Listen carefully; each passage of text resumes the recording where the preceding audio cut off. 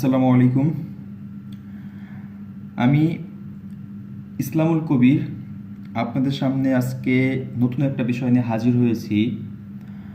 যারা আমার মতো সহযোদ্ধা বিভিন্ন চাকরি সেক্টরে আমরা পরীক্ষা দিয়ে ঘুরে ঘুরে বেড়াচ্ছি, পরীক্ষা দিচ্ছি, আমাদের চাকরি হচ্ছে না, টিকতেছি না বিভিন্ন পরীক্ষায়। তো তাদের জন্য আমার সংক্ষিপ্ত একটা সাজেশন ম্যাথ সংক্ষিপ্ত আকারে আমি বোঝানোর চেষ্টা করেছি। তো আশা করি আমার এই যে টিউটোরিয়ালটা এটা আপনারা যদি একটু দেখেন তাহলে অবশ্যই গণিতের যে বিষয়টা আছে বিভিন্ন পরীক্ষায় যেমন বিসিএস 15 মার্ক, এছাড়া শিক্ষক নিবন্ধন পরীক্ষায়, এছাড়া বিভিন্ন মন্ত্রণালয়ের পরীক্ষা, তারপর ব্যাংক সেক্টরে আমি সবগুলো মিলিয়ে একত্রে একটু বোঝানোর চেষ্টা করেছি আপনাদেরকে। আশা করি আপনাদের এখান থেকে একটু হলেও উপকার হবে, উপকৃত হবেন বিভিন্ন জবের ক্ষেত্রে। যেভাবে আমি এখানে আপনাদের সামনে উপস্থাপন করেছি আপনারা যদি একটু বোঝার চেষ্টা করেন, আশা করি বিভিন্ন জব যে পরীক্ষাগুলো আছে চাকরির জন্য আপনারা অবশ্যই এখান থেকে কমন পাবেন এবং এই জিনিসগুলো থেকে আপনারা পরীক্ষায় অ্যান্সার করে আসতে পারবেন সঠিক পদ্ধতিতে এবং কম সময়ে। তো আজকে আমি আলোচনা করব বাস্তব সংখ্যা, রিয়েল নাম্বার নিয়ে। তো বাস্তব সংখ্যার ভিতরে সিলেবাসটা অনেক বড়, আমি এটা দুটো পর্বে আপনাদের জন্য ভাগ করেছি। আর দুটো পর্বের ভিতরে আজকে আমি যতটুকু দেখাবো অবশ্যই আশা করি আপনাদের উপকার হবে। আর আমার এই চ্যানেলটাকে অবশ্যই সাবস্ক্রাইব করবেন এবং লাইক শেয়ার করবেন, কারণ আমি আজকে ফার্স্ট আপনাদের সামনে টিউটোরিয়াল নিয়ে হাজির হয়েছি বাস্তব সংখ্যা নিয়ে। তো আর কথা না বাড়িয়ে আজকে সরাসরি চলে যাচ্ছি পড়ায়। তো প্রথমে আমি আপনার জন্য লিখে রেখেছি, আপনারা দেখতেছেন যে এখানে ডিজিট আছে অঙ্ক, যে এখানে আমি 0 থেকে 9 পর্যন্ত লিখেছি। 0, 1, 2, 3, 4, 5, 6, 7, 8, 9 এই 10টি প্রতীককে অঙ্ক বলে। তাহলে আমাদের প্রতীক এখানে আছে 10টাকে আমরা অঙ্ক বলবো, এগুলা অঙ্ক, 10টা অঙ্ক। তাহলে 0 সহ 1, 2, 3, 4, 5, 6, 7, 8, 9 এই 10টাকে আমরা অঙ্ক বলবো। এই অঙ্কগুলো ব্যবহার করে আমরা বিভিন্ন ধরনের সংখ্যা নির্ণয় করতে পারবো। যেমন আমরা যদি এই 2 নিই আর এখান থেকে 7 নিই তাহলে আমাদের কিন্তু হয়ে গেল 27। তাহলে এটা একটা এখন আমাদের একটা সংখ্যা। আবার শুধু আমরা 7 নিলাম, 7 কিন্তু নিজেও একটা সংখ্যা, আবার নিজে একটা অঙ্ক। আর যদি আমরা শুধু 0 নিই, এই 0 কিন্তু অঙ্ক হবে কিন্তু কোনো সংখ্যা হবে না। যদি 0 আমরা এরকম নিতাম 2 এর পরে যদি আমরা 0 নিতাম তাহলে কিন্তু এটা 20 এটা হতো আমাদের কিন্তু একটা সংখ্যা হয়ে যেত।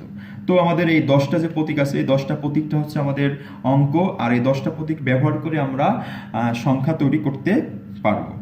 তো তাহলে আমরা অঙ্ক কি এটা আমরা বুঝলাম। এখন আমরা চলে যাব স্বাভাবিক সংখ্যা, যেটা হচ্ছে আমরা বলি ন্যাচারাল নাম্বার। তো স্বাভাবিক সংখ্যাগুলা কোনগুলা, যে ধনাত্মক অখণ্ড সংখ্যা যেগুলো আছে, ধনাত্মক অখণ্ড, অখণ্ড মিন্স যেগুলো ভগ্নাংশ সংখ্যা না, ভগ্নাংশ সংখ্যা না।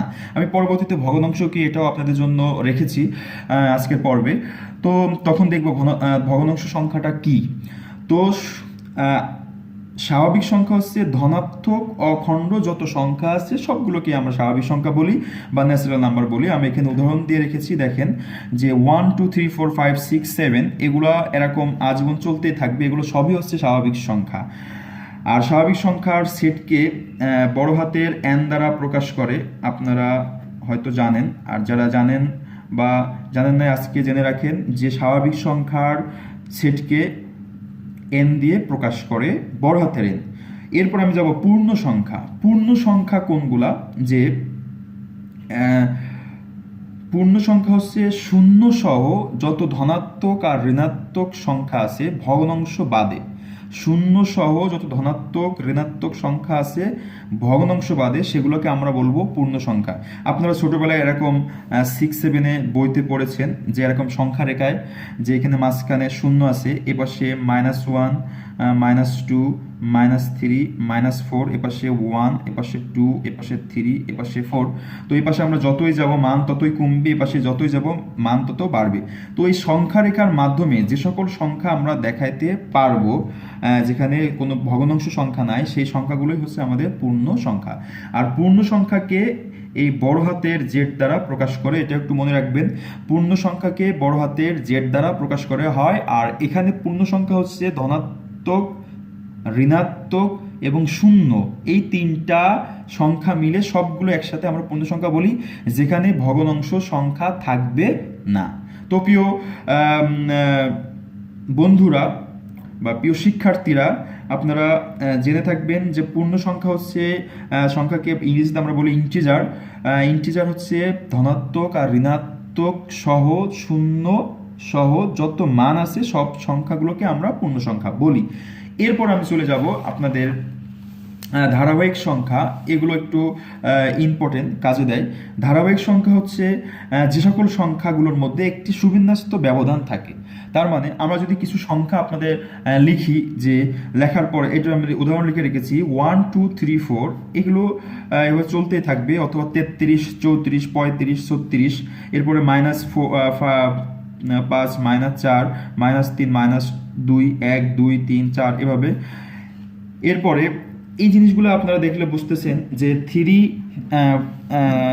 33 34 35 36, এই যে আমি কয়টা সংখ্যা লিখছি, এই সংখ্যার ভিতরে কিন্তু একটা নির্দিষ্ট কি আছে, সুবিন্যস্ত ব্যবধান আছে। যেমন 34 থেকে 33 ব্যবধান 1, 35 থেকে 34 ব্যবধান 1, 36 থেকে 35 ব্যবধান 1, ব্যবধান কিন্তু সুনির্দিষ্ট। তাহলে এগুলো হচ্ছে ধারাবাহিক সংখ্যা। একই রকমভাবে এখানে জোড় ক্রমিক সংখ্যা বা জোড় ধারাবাহিক সংখ্যা 4 6 8 10 12, প্রত্যেকটার ভিতরে ব্যবধান আছে 2 করে। একই রকমভাবে বিজোড় ক্রমিক সংখ্যা ধারাবাহিক সংখ্যা 5 7 9 11 13, প্রত্যেকটার ব্যবধানও কিন্তু আমাদের সব 2 করে ব্যবধান আছে।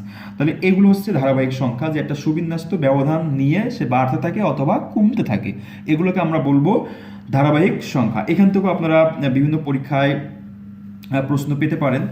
আর এরপরে আছে ধনাত্মক সংখ্যা, পজিটিভ নাম্বার। ধনাত্মক সংখ্যাগুলো হচ্ছে শূন্য অপেক্ষা বড় সকল বাস্তব সংখ্যাকে আমরা ধনাত্মক সংখ্যা বলবো।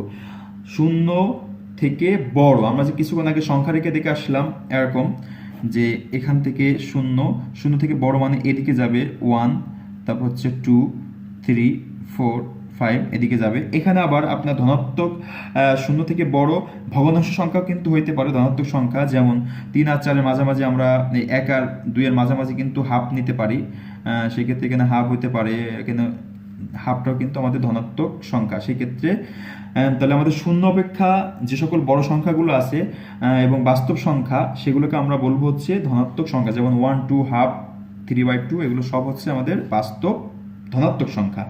এরপর আসবে হচ্ছে ঋণাত্মক সংখ্যা, একই রকম শূন্য থেকে ছোট, যেমন -1 -2 হাফ -3/2, এগুলো হচ্ছে সবই আমাদের ঋণাত্মক সংখ্যা। মানে শূন্য থেকে ছোট যে সকল সংখ্যা আছে, বাস্তব সংখ্যা আছে, সেগুলোকে আমরা বলবো ঋণাত্মক সংখ্যা, নেগেটিভ।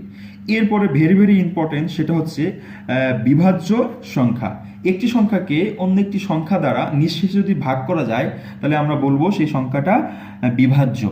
একটি সংখ্যাকে অন্য একটি সংখ্যা দ্বারা যদি নিঃশেষে ভাগ যায়, তাহলে বলবো আমরা সেটা বিভাজ্য সংখ্যা। যেমন 25কে কিন্তু 5 দিয়ে নিঃশেষে ভাগ করা যায়, কিন্তু 25কে কিন্তু 2 দিয়ে ভাগ করা যায় না, সেক্ষেত্রে কিন্তু এটা বিভাজ্য হবে না। মানে 2 দ্বারা 25কে বিভাজ্য করা যাবে না, নিঃশেষে ভাগ করা যাবে না। তো বিভাজ্য মানে হচ্ছে একটি সংখ্যাকে আমরা নিঃশেষে ভাগ করব, মানে যেখানে ভাগফল থাকবে না। নিঃশেষ বলতে বোঝায় যে ভাগে কোনো ভাগ শেষ থাকবে না, সেটা হচ্ছে নিঃশেষে বিভাজ্য। তো আমরা দেখলাম হচ্ছে বিভাজ্য কি। এরপরে চলে যাব আমরা উৎপাদক বা গুণনীয়ক। উৎপাদক বা গুণনীয়ক, উৎপাদক কিন্তু আমরা গুণনীয়ক সেট পড়েছি, যেমন ফ্যাক্টর। একটি সংখ্যাকে যে সকল সংখ্যা দ্বারা ভাগ করা যায়, একটি সংখ্যাকে যে সকল সংখ্যা দ্বারা ভাগ করা যায়, অথবা যে সকল সংখ্যা গুণ করলে আমরা ওই সংখ্যাটা পাই, যে সকল সংখ্যাকে গুণ করলে আমরা ওই সংখ্যা পাই, সেটা হচ্ছে সেই সংখ্যার গুণনীয়ক বা উৎপাদক বলা হবে। যেমন আমরা এখানে 12-র উৎপাদক লিখে রেখেছি 1 2 3 4 6 আর হচ্ছে 12। তো এটা আমরা কিভাবে পেলাম? এখানে 12 থেকে আমরা 12-র সাথে 1 গুণ করলে 12 হয়, মানে 12কে 1 দ্বারা ভাগ করা যায়। এরপরে 6-এর সাথে 2 গুণ করলে আমরা 12 পেতে পারি, মানে 12কে 6 দিয়েও ভাগ করা যায়, 12কে 2 দিয়েও ভাগ করা যায়। এরপরে আমরা 3-এর সাথে যদি 4 গুণ করি, তাহলে কিন্তু 12 হয়, মানে 12কে 3 দিয়েও ভাগ করা যায়, 4 দিয়েও ভাগ করা যায়। সেক্ষেত্রে 1 2 3 4 6 12 এগুলো হচ্ছে 12 এর উৎপাদক। একই রকমভাবে যদি আমরা এখানে 16 করি, তা 16 সমান আমরা লিখতে পারি 1 গুণ 16, তারপর 2 গুণ 8, তারপর হচ্ছে 3 দিয়ে যায় না, 4 যায়, 4 4 16। তো আমাদের কিন্তু এখানে উৎপাদক হচ্ছে 1 2 4 16, 1 2 4 16। তো এভাবে হচ্ছে আমরা উৎপাদক বের করব। তার মানে যে সকল সংখ্যা গুণ করলে অথবা যে সকল সংখ্যা দ্বারা ওই সংখ্যাকে ভাগ করা যায়, তাহলে ওই সংখ্যাগুলোকে আমরা বলবো ওই সংখ্যার উৎপাদক। এরপর আসছেন গুণিতক। গুণিতক সংখ্যাগুলো হচ্ছে উৎপাদকের সেম উল্টা। যেমন আমরা এটা গুণ করেছি, গুণ করে করে ওই সংখ্যা বানিয়েছি, আর এটা গুণিতক হচ্ছে ভাগ করব। যে সকল সংখ্যাকে ওই সংখ্যা দ্বারা নিঃশেষে ভাগ করা যায়, নিঃশেষে মানে ভাগশেষ থাকবে না, সে সকল সংখ্যাকে ওই সংখ্যার গুণিতক বলা হবে, সে সকল সংখ্যাকে ওই সংখ্যার গুণিতক বলা হবে। যেমন আমি লিখে রেখেছি 3-এর গুণিতক হচ্ছে 3 6 9 12 15 18, মানে 3কেও 3 দিয়ে নিঃশেষে ভাগ করা যায়, 6কে ভাগ করা যায়, 9কে ভাগ করা যায়, 12কে ভাগ করা যায়, এক কথায় 3-এর নামতা। এছাড়া আমরা যদি এখানে লিখি 6-এর গুণিতক সমূহ, তো 6 দিয়ে 6কে ভাগ করা যায়, 12কে ভাগ করা যায়, 18কে ভাগ করা যায়, 24কে ভাগ করা যায়, 30কে ভাগ করা যায়, 36কে ভাগ করা যায়, এভাবে কিন্তু চলতে থাকবে। তাহলে গুণিতকের কিন্তু শেষ না, এটা চলতে থাকবে যদি কোনো শর্ত দেওয়া না থাকে। তো এটা গেল গুণনীয়ক আর গুণিতক বা উৎপাদক আর গুণিতক। এরপর আমরা দেখব মোস্ট ইম্পর্টেন্ট, যেটা প্রায় প্রত্যেক পরীক্ষায় আমরা দেখি প্রশ্ন আসছে, বিভিন্ন চাকরির ক্ষেত্রে পরীক্ষা কিন্তু এই প্রশ্নগুলো আসে, যে মৌলিক সংখ্যা বা প্রাইম নাম্বার জিনিসটা কি। মৌলিক সংখ্যা আমি যদি বলি সেটা হচ্ছে এক ছাড়া যে সকল সংখ্যার এক ছাড়া অন্য কোনো উৎপাদক থাকবে না, মানে এককে আমরা মৌলিক সংখ্যা বলবো না, এক বাদে, এক ছাড়া মৌলিক সংখ্যা আমার শুরু হবে তাহলে কোথা থেকে, 2 থেকে। এক বাদে যে সকল সংখ্যার উৎপাদক ওই সংখ্যা এবং এক, তাছাড়া আর কোনো উৎপাদক থাকবে না, তাদেরকে আমরা বলবো মৌলিক সংখ্যা। মৌলিক সংখ্যা যেমন আমি যদি এখানে 3 লিখি, 3, তো 3 কিন্তু 1 গুণ 3, তাছাড়া কিন্তু আর 3 হওয়া সম্ভব না, সেই ক্ষেত্রে 3টা হচ্ছে আমাদের মৌলিক সংখ্যা। আবার যদি এখানে 7 লিখি, তাহলে 7 কিন্তু 1 গুণ 7 ছাড়া 7 হওয়া সম্ভব না, 7 1 7, সেই ক্ষেত্রে কিন্তু 7ও আমাদের মৌলিক সংখ্যা। কিন্তু আমরা যদি 15 লিখি, 15 কিন্তু 1 গুণ 15 হয়, এছাড়া 3 গুণ 5 করলেও কিন্তু 15 হয়। তার মানে এর কিন্তু 1 ছাড়া অন্য উৎপাদক আছে 3 আর 5, সেই ক্ষেত্রে 15 কিন্তু আমাদের মৌলিক সংখ্যা না। তো প্রিয় বন্ধুগণ, আপনারা জানতে পারলেন মৌলিক সংখ্যা হচ্ছে এক বাদে 2 থেকে শুরু হয়েছে আমাদের, 2টাও কিন্তু একই রকম, 2 কিন্তু আমরা 1 আর 2 ছাড়া অন্য কোনো সংখ্যা দিয়ে 2 বানাতে পারি না। তাহলে প্রথম যে মৌলিক সংখ্যা শুরু হয়েছে সেটা কিন্তু 2, প্রথম যে মৌলিক সংখ্যা আমাদের শুরু হয়েছে, তার মানে সবচেয়ে ছোট মৌলিক সংখ্যা হচ্ছে 2, সবচেয়ে ছোট মৌলিক সংখ্যা হচ্ছে 2, এবং জোড় মৌলিক সংখ্যা একটাই আছে, জোড় মৌলিক সংখ্যা একটা আমাদের যেটা 2, জোড় মৌলিক সংখ্যা 2, সবচেয়ে ছোট মৌলিক সংখ্যাও কিন্তু 2। তাহলে আমরা শিখতে পারলাম যে 1 এবং ওই সংখ্যা ছাড়া অন্য কোনো উৎপাদক থাকবে না, এরা হচ্ছে মৌলিক সংখ্যা। আমি আরেকটা এখানে কোটেশন লিখে রাখছি যে ঋণাত্মক সংখ্যা মৌলিক সংখ্যা হতে পারে না। এটা অবশ্যই আপনার মনে রাখবেন, যদি কোনো পরীক্ষায় অপশনে ঋণাত্মক সংখ্যা থাকে সেটা আগে ক্রস দিবেন। যদি কোনো সংখ্যা পরীক্ষায় অপশনের ভিতরে মাইনাস থাকে, ঋণাত্মক থাকে, তাহলে সেটা আপনাদের মানে বাইরে নিয়ে যাবেন। বাইরে বলতে গণনার বাইরে, ওটা আমরা আলোচনায় নিয়ে আসবো না, মাথায় নিয়ে আসবো না। মাইনাস আছে তো ওটা ঋণাত্মক হবে না, মাইনাস আছে তো ঋণাত্মক হবে না। তাহলে মৌলিক সংখ্যা আমরা বুঝলাম। এখন আমরা একটু মৌলিক সংখ্যা আর একটু দেখি যে আসলে মনে রাখার পদ্ধতি কেমন। আমি এখানে লিখে রেখেছি কি পয়েন্টস। তার মানে হচ্ছে এখানে আমরা দেখব আসলে মৌলিক সংখ্যা কতটা আছে, এটা ধারাবাহিক যেভাবে পরীক্ষায় যেগুলো আসে। আমি এখানে লিখে রেখেছি, আপনারা দেখছেন যে 1 থেকে 10, 1 থেকে 10 এর ভিতরে মৌলিক সংখ্যা আছে আমাদের 2 3 5 আর 7। এছাড়া আমাদের অনেকগুলো সংখ্যা ছিল, এখানে 4 ছিল, 4 ছিল, 6 ছিল, 8 ছিল, 8 ছিল, এই 8 6 4 এগুলো কিন্তু মৌলিক সংখ্যা না, কারণ এগুলোকে অন্য কোনো সংখ্যা দিয়ে ভাগ করা যেত। এরপর হচ্ছে তাহলে আমাদের 1 থেকে 10 এর মৌলিক সংখ্যা হচ্ছে 1 2 3 4টা। 1 থেকে 10 পর্যন্ত আমি লিখে রেখেছি 4টা মনে রাখার জন্য। এরপরে 11 থেকে 20, এখানে আছে 11, 13, 17 আর 19। এখানেও কিন্তু 4টা মৌলিক সংখ্যা আছে, 11 থেকে 20 4টা। তাহলে 1 থেকে 20 পর্যন্ত মৌলিক সংখ্যা আমাদের 4 আর 4 কয়টা হলো? 8টা। এরপরে আমরা দেখব 21 থেকে 30। 21 থেকে 30 মাত্র 2টা মৌলিক সংখ্যা আছে, 23 এবং 29। তাহলে 23 এবং 29 2টা মৌলিক সংখ্যা থাকলে আমাদের 1 থেকে 30-এর ভিতরে এখানে ছিল 8টা আর 2টা 10টা। তাহলে 1 থেকে 30-এর ভিতরে আমাদের মৌলিক সংখ্যা গেল 10টা। একই রকমভাবে 31 থেকে 40-এর 2টা আছে, তাহলে এখানে ছিল 10টা আর 2টা আমাদের 12টা। 41 থেকে 50-এর ভিতরে মৌলিক সংখ্যা আছে 3টা। 41 থেকে 50-এর ভিতরে মৌলিক সংখ্যা আছে 3টা, 41, 43 আর হচ্ছে 47। তাহলে 3টা আর আগে গেছিল আমাদের 12টা। তাহলে 1 থেকে 50-এর ভিতরে কিন্তু মৌলিক সংখ্যা আছে 15টি। এটা অনেকবার পরীক্ষায় আসছে, বিভিন্ন পরীক্ষায়, যে 1 থেকে 50 পর্যন্ত সংখ্যাগুলোর ভিতরে মৌলিক সংখ্যা কয়টা। তাহলে মৌলিক সংখ্যা কিন্তু আমাদের 1 থেকে 50-এর ভিতরে 15টি আছে। এরপরে 51 থেকে 60-এর ভিতরে 2টা আছে, 53 আর হচ্ছে 59। তাহলে আমাদের টোটাল হলো 19টা, 1 থেকে 17টা 1 থেকে 60-এর ভিতরে। আর 61 থেকে 70-এ আমাদের 2টা আছে, 61, 67। তাহলে আমাদের 2 আর 17 গেল 19টা। 71 থেকে 80 মৌলিক সংখ্যা আছে 3টা, 71, 73 আর হচ্ছে 89। তো আমাদের 3টা আর আগের আমাদের 1 থেকে 70 পর্যন্ত গেছিল 19টা। তাহলে এখন 1 থেকে 80 পর্যন্ত মৌলিক সংখ্যা আমাদের দাঁড়ালো 22টা। একই রকমভাবে 81 থেকে 90, এখানে মৌলিক সংখ্যা আছে 2টা, 83 আর হচ্ছে 90, 83 আর 89। সেক্ষেত্রে মৌলিক সংখ্যা 2টা আর আগে ছিল আমাদের 22টা, টোটাল 24টা। আর 91 থেকে 100 মাত্র একটা মৌলিক সংখ্যা আছে 97। তাহলে আমাদের 1 থেকে 100 পর্যন্ত টোটাল মৌলিক সংখ্যা গেল 25টা। এটা পরীক্ষায় অনেকবার আসছে, 1 থেকে 100 পর্যন্ত মৌলিক সংখ্যা কতটি। তো আমি এখানে লিখে রেখেছি আপনাদের সুবিধার জন্য, 1 থেকে 100 পর্যন্ত মৌলিক সংখ্যা, মোট মৌলিক সংখ্যা হচ্ছে 25টি। এটা অবশ্যই মনে রাখবেন। আর 101 থেকে 200 পর্যন্ত যদি আমরা যাই, তাহলে 200 পর্যন্ত মোট মৌলিক সংখ্যা আছে 21টি। 200 পর্যন্ত মোট মৌলিক সংখ্যা আছে 21টি। তো এটা হচ্ছে মৌলিক সংখ্যার একটা সংক্ষিপ্ত চার্ট, এটা আপনারা মনে রাখতেও পারেন। এখন আমরা একটু যাব যে পরীক্ষায় এ পর্যন্ত কি ধরনের প্রশ্ন মৌলিক সংখ্যা থেকে আসছে। একই রকম প্রশ্ন আমি একটা লিখে রেখেছি, আরো অনেকবার আসছে। যেমন নিচের কোনটি মৌলিক সংখ্যা, নিচের কোনটি মৌলিক সংখ্যা, এই প্রশ্নটা 30তম বিসিএস আসছে। আমাদের অপশন আছে 91, 87, 63 আর 59। তো 91 আমরা একটু দেখি, 91 ভিতরে কোনো সংখ্যা দিয়ে ভাগ করা যায় কিনা। 1 × 91।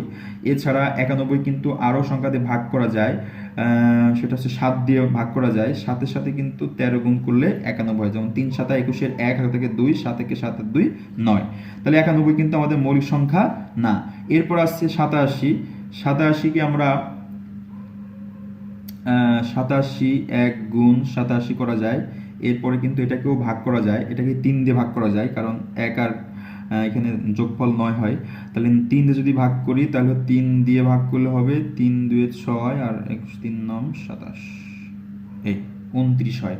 তার মানে কিন্তু এটাও কিন্তু 27ও আমাদের মৌলিক সংখ্যা না। একই রকম ভাবে যদি আমরা, এখানে আছে 63, তো 63কে কিন্তু অবশ্যই ভাগ করা যায়, একেবারে সহজ জিনিস আমরা জানি। 3-এর সাথে 21 গুণ করলে 63 হয়। আর বাকি আছে আমাদের 59। 59টাকে কিন্তু কোনো সংখ্যা দিয়ে ভাগ করা যায় না। 59 আমাদের কিন্তু এটার ভিতরে পড়ে, এই যে 51 থেকে 60-এর ভিতরে আমাদের 59, এটা কিন্তু মৌলিক সংখ্যা। তো এইভাবে আমরা পরীক্ষায় অপশন দেখে অ্যান্সার করতে পারবো। এরপর আরেকটা প্রশ্ন আসছে, নিচের কোনটি মৌলিক সংখ্যা, এটা আছে 10তম বিসিএসে। 91, 143, 47 আর আসছে 87। 91, 143, 47, 87। তো এখানে কিন্তু 47টা অ্যান্সার হবে। আপনারা, আমি এই অঙ্কটা যেভাবে করলাম এভাবে করে নেবেন। এছাড়া আরেকটা সহজ পদ্ধতি আছে, আমি একটু পরে আপনাদের শেখাই দিব। তো এটা গেল বিগত সালে কয়েকটা প্রশ্ন। আরও আমি লিখে রেখেছি কয়েকটা প্রশ্ন আছে, আপনাদের দেখায়। সেটা হচ্ছে প্রশ্ন এই যে, এটা একটু অন্যরকম প্রশ্ন। 2 এবং 32-এর মধ্যে মৌলিক সংখ্যা কতটি? তো 2 এবং 32-এর মধ্যে মৌলিক সংখ্যা আমরা কিন্তু শর্টকাট লিখেও করতে পারি, যে 2 থেকে কয়টা মৌলিক সংখ্যা আছে। আর আমরা যদি ওই চারটা মনে রাখার চেষ্টা করি, যে আমাদের 1 থেকে 10-এর ভিতরে ছিল হচ্ছে 4টি, আর 1 থেকে 11 থেকে 20-এর ভিতরে ছিল 4টি, তারপরে এরকম যদি আমরা করতাম তাহলে কিন্তু আমাদের ওইভাবে করতে পারতাম। আর যদি আমরা সরাসরি বলি যে 1 থেকে 10-এর ভিতরে কয়টা আছে আমরা একটু দেখি, আর 11 থেকে এটা দেখি, তাহলে আমাদের কিন্তু টোটাল যে সংখ্যাটা আসবে আমরা এখান থেকেও 4 থেকে করতে পারি, যে 1 থেকে 30 পর্যন্ত যেটা আছে আমাদের কিন্তু 10টি আছে। আর যেহেতু আমাদের 32 বলছে, তার মানে 30-এর পরে আছে 31 আর 32। 32 তো মৌলিক সংখ্যা না, তাহলে আর একটা সংখ্যা আছে কত, 31। তাহলে টোটাল আমাদের হলো 10টা আর একটা 11টা। আমাদের অপশন কিন্তু 11টা আছে, খতে অপশন। এরকম প্রশ্ন মাঝে মাঝে আসে। এরপরে আরেকটা প্রশ্ন, 60 থেকে 80 এর মধ্যবর্তী বৃহত্তম ও ক্ষুদ্রতম মৌলিক সংখ্যার অন্তর কত? এটা গত 27তম বিসিএস এ প্রশ্ন এসেছিল। 60 থেকে 80 এর মধ্যবর্তী বৃহত্তম ক্ষুদ্রতম মৌলিক সংখ্যার অন্তর কত? তো আমাদের এটা একেবারে সহজ প্রশ্ন, কারণ হচ্ছে 60-এর পরে আছে 61, 62, 63। আমরা এভাবে দেখব 60-এর পরে কিন্তু 61 আছে, তার মানে সবচেয়ে ছোট যে মৌলিক সংখ্যা সেটা কিন্তু 61। 60-এর পরে যে ছোট মৌলিক সংখ্যা আছে সেটা কিন্তু 61, সেটা 61। এরপরে পরে মানে 80-র আগে, 80-র আগে কত আছে আমাদের কিন্তু একটা দেখছিলাম, 80-র আগে ছিল হচ্ছে আমাদের 79, ছিল হচ্ছে 79। তো আমাদের পরবর্তী সবচেয়ে বড় মৌলিক সংখ্যা হচ্ছে এইটা 79, আর ছোট মৌলিক সংখ্যা কিন্তু 61। তো আমরা যদি বিয়োগ করে দিই, মানে অন্তর মানে হচ্ছে বিয়োগ, অন্তর মানে হচ্ছে বিয়োগ। তো যদি আমরা বিয়োগ করি 79 থেকে যদি 61 বিয়োগ করি, সহজ জিনিস, এখানে থাকে আমাদের 8, থাকে 1, তার মানে 18 অপশনে আমাদের গতে আছে, গতে হচ্ছে অপশন। এবার প্রশ্নটা বুঝতে হবে, বুঝে যদি আপনি করেন তাহলে একেবারে সহজ। আর এরপর আরেকটা প্রশ্ন আমি এখানে লিখে রেখেছি, যে 10 থেকে 60 পর্যন্ত যে সকল মৌলিক সংখ্যার একক স্থানীয় অঙ্ক নয়, 10 থেকে 60 পর্যন্ত যে সকল মৌলিক সংখ্যার একক স্থানীয় অঙ্ক নয় তাদের সমষ্টি নির্ণয় করতে হবে। অঙ্কটা একেবারে সহজ, ভেরি ভেরি ইম্পর্টেন্ট, এটা বোঝার অনেক কিছু আছে। তাহলে 10 থেকে একক স্থানীয় অঙ্ক 9 আছে, এমন আছে আমরা কয়টা সংখ্যা আগে লিখি, যে 19 আছে, 29 আছে, তারপরে 39 আছে, তারপর হচ্ছে 49 আছে, তারপর হচ্ছে 59 আছে, এই পর্যন্ত, সরি 59। তো এখন আমাদের বলেছিল 10 থেকে 60 পর্যন্ত যে সকল মৌলিক সংখ্যার একক স্থানীয় অঙ্ক নয়। একক স্থানীয় অঙ্ক তো আমরা জানি প্রিয় বন্ধু, এইগুলো আমাদের একক স্থানীয় অঙ্ক, এটা একক স্থানীয় অঙ্ক, এটা একক, এটা একক, এটা একক, আর এগুলো হচ্ছে দশক, দশক, দশক, এভাবে শতক। এভাবে আমরা স্থানীয় স্থানাঙ্ক নিয়ে আমরা পরে একটা টিউটোরিয়াল করব, তখন অবশ্যই ভালো করে বুঝতে পারবেন। তো এখানে একক স্থানীয় অঙ্ক আছে 10 থেকে শুরু হয়েছে, এরকম অঙ্কগুলো আছে আমাদের 19 থেকে শুরু হয়েছে। তো এখানে 19, 29, 39, 49, 59 এগুলোর মধ্যে আমাদের বলেছে যে মৌলিক সংখ্যাগুলোর সমষ্টি। তাহলে আমাদের কিন্তু সবগুলো কি মৌলিক সংখ্যা নাকি সেটা তো আমাদের দেখতে হবে। তো আমাদের 19 কিন্তু অবশ্যই মৌলিক সংখ্যা, মানে 19 বলছে মৌলিক সংখ্যা। তারপর আমরা দেখব 29 হচ্ছে মৌলিক সংখ্যা। তারপর হচ্ছে 39 সংখ্যা কিন্তু 3 দিয়ে ভাগ করা যায়, 3 একে 3, 3 3 9, তার মানে এটা মৌলিক সংখ্যা না। এরপরে 49, সাথে কিন্তু 49 হয়, এটাও মৌলিক সংখ্যা না। আর আছে আমাদের 59টা কিন্তু মৌলিক সংখ্যা। তাহলে আমাদের হচ্ছে 59, এই 3টা এখন আমরা যোগ করে দিব, তাহলে কিন্তু সমষ্টি বের হয়ে যাবে। তো এখানে 3টা যোগ করলে আমাদের হয় 3 9 27, 7 থেকে 2, 7 9 10 11, তার মানে হচ্ছে 117। আমাদের কিন্তু 117, সরি এখানে আমাদের 3 9 27, 7 হাতে থাকে হচ্ছে 2, 5 আর 2 7, 7 8 9 10 হয়, তার মানে থাকে 107 কিন্তু অপশনে আছে। তো প্রিয় শিক্ষার্থীবৃন্দ, আপনারা যারা জবের জন্য ট্রাই করতেছেন তাদের জন্য বলছি যে এভাবে যদি আপনারা একটু প্র্যাকটিস করেন আর টিউটোরিয়ালগুলো দেখেন, তাহলে আমি আশা করি অবশ্যই আপনাদের একটু হলেও কাজে দেবে। এরপরে আমি যেটা বলতে চেয়েছিলাম যে মৌলিক সংখ্যাগুলো আমরা কত কত দিয়ে ভাগ করে দেখবো, এটা আসলে মৌলিক সংখ্যা কি না, কত কত দিয়ে ভাগ করে দেখব। তো আমি একটা এখানে কি পয়েন্টস লিখে রাখছি, যে যেসব মৌলিক সংখ্যার বর্গ, যেসব মৌলিক সংখ্যার বর্গ ওই সংখ্যার চেয়ে ছোট, সেসব সংখ্যা দ্বারা বিভাজ্য না হলে সেই সংখ্যাটি মৌলিক হবে। আবার বলতেছি, যেসব মৌলিক সংখ্যার বর্গ ওই সংখ্যার চেয়ে ছোট সেসব সংখ্যা দ্বারা যদি বিভাজ্য না হয় তাহলে সেটা মৌলিক সংখ্যা হবে। যেমন আমি যদি একটা সংখ্যা আপনাদের বলি যে 37 নিচে মানে ছোট বর্গ সংখ্যা যেগুলো আছে, যেমন 2 এর উপর স্কোয়ার করলে 4 হয়, 2, 3 এর উপর স্কোয়ার করলে 9 হয়, আর 4 এর উপর স্কোয়ার করলে 16 হয়। সরি, আমরা 4 তো নিব না, কারণ 4 মৌলিক সংখ্যা না। 5 এর উপর স্কোয়ার করলে হয় 25, আর 6 তো মৌলিক সংখ্যা, 7 মৌলিক সংখ্যা না, 7 7 49, 37 থেকে বেশি হয়ে যায়।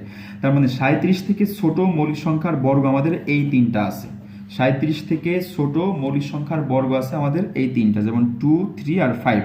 এখন আমরা দেখব 2 দিয়ে ভাগ করা যায় কিনা, 37কে 3 দিয়ে ভাগ করা যায় কিনা, আর 5 দিয়ে ভাগ করা যায় কিনা। যদি ভাগ করা না যায় তাহলে মৌলিক সংখ্যা, আর যদি ভাগ করা যায় তাহলে হচ্ছে মৌলিক সংখ্যা না। তো 2 দিয়ে ভাগ করা 37কে যাবে না, কারণ এটা বিজোড় সংখ্যা, জোড় সংখ্যাতে ভাগ করা যায় না। কিন্তু 3 দিয়ে আমরা একটু ভাগ করে দেখি 37কে 3 দিয়ে ভাগ করা যায় কিনা। 3 1 3, 7 নামলো, 7-এর ভিতরে 3 দুইবার যায়, 3 2 6 থাকে 1, তাহলে কিন্তু ভাগশেষ আছে, এটাও ভাগ করা যায় না।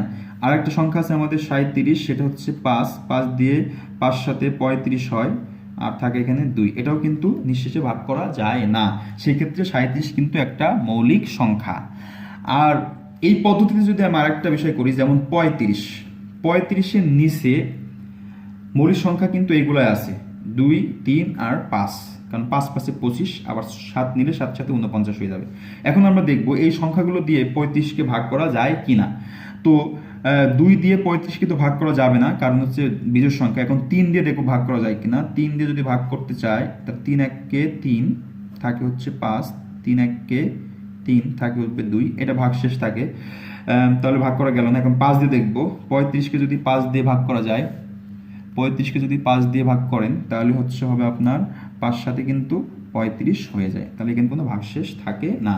তার মানে ভাগ করা গেল, এই জন্য 35 কিন্তু মৌলিক সংখ্যা না। তো প্রিয় শিক্ষার্থী, মৌলিক সংখ্যা কি না এটা কিন্তু এই পদ্ধতিতে করলে আমাদের আর কোনো সমস্যা হয় না, ক্যালকুলেটরও লাগে না।